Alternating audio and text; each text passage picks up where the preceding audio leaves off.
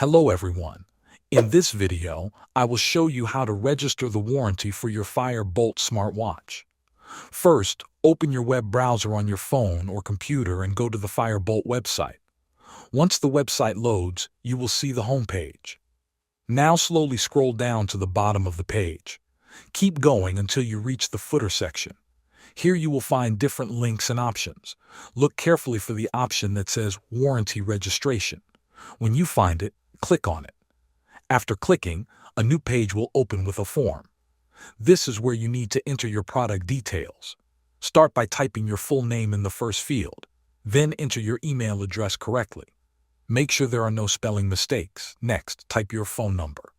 After that, you will see a field called Source of Purchase. Select where you bought the smartwatch from. Then choose the product type from the drop-down menu. Now select your product name from the list. After that, enter the date of purchase in the given format. Then type your order ID carefully. In the next field, enter the serial number of your device.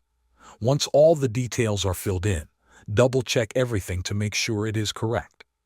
Now click on the Submit button. After submitting, your request will be registered. The support team will contact you and guide you on the next steps. Thanks for watching.